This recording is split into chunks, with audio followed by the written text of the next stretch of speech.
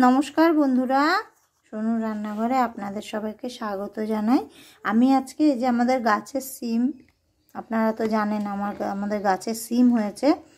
तो এই যে सीम बेगुन और आलू दिए बड़ी दिए आमी एकटा निरामिष तरकारी रान्ना करब, सेटाई आपनादेर साथे शेयर करछि। एर आगे बंधुरा आमी एकदिन आपनादेरके काँचा टमेटोर तरकारी बोलेछिलाम सीम बेगुन दिए। आज के आमी बड़ी शुधु बड़ी दिए एमनी आज के आर काँचा टमेटो देबो ना। तो आमार बड़ीगुलो भाजा हये गेछे, एबार आमी नामिये नेब। कड़ाईते आमी आबार तेल दिए दिচ্ছি।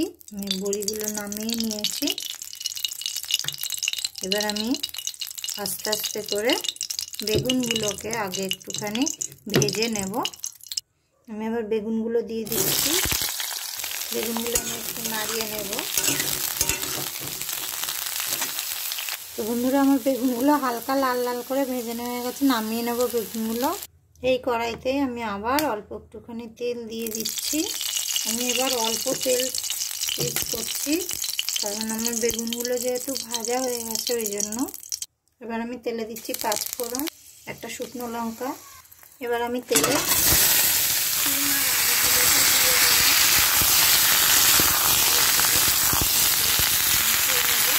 এবার আমি দিচ্ছি নুন। আমি 1.5 চামচ মতো নুন দিলাম।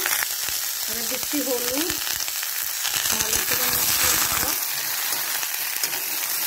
নুনটা আমি আগে দিলাম কারণ সিমগুলোর মধ্যে তাহলে নুনটা ভালোভাবে যাবে সব দিকে, এই জন্য। এবার আমি বন্ধুরা লঙ্কার গুঁড়ো দিচ্ছি, জিরের গুঁড়ো, ধনিয়ার গুঁড়ো, ভালো করে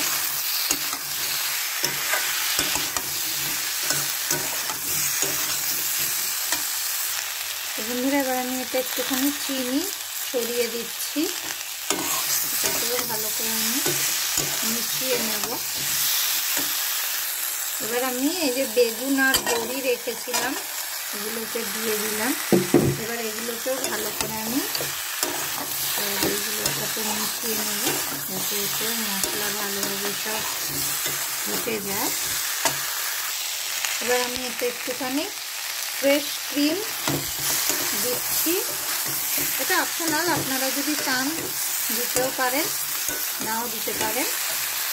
আমি আর 1 চামচ মতো ফ্রেশ ক্রিম দিয়ে ভালো করে মিশিয়ে নিয়েছি। এবার আমি একটুখানি 2-3 মিনিটের জন্য এটা আমি ঢেকে দিলাম।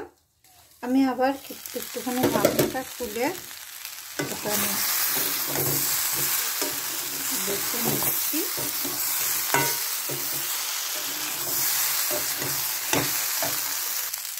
কিছুক্ষণ আমি নাড়িয়ে চাড়িয়ে এবার আমি এতে দিয়ে দিচ্ছি জল।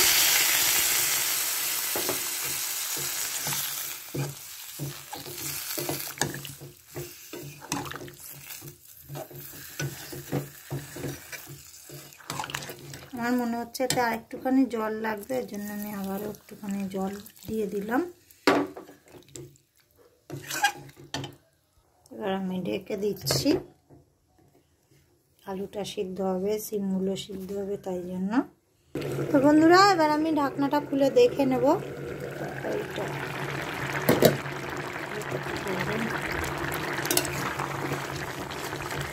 মাঝে আমি আর একবার নাড়িয়ে দিয়েছিলাম বন্ধুরা।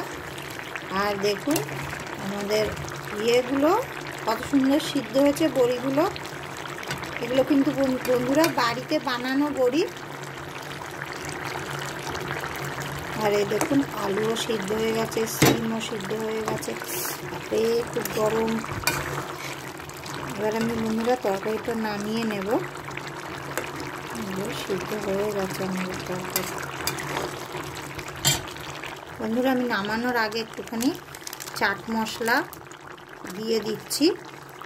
এটাও অপশনাল, আপনারা চাইলে দিতেও পারেন নাও দিতে পারেন।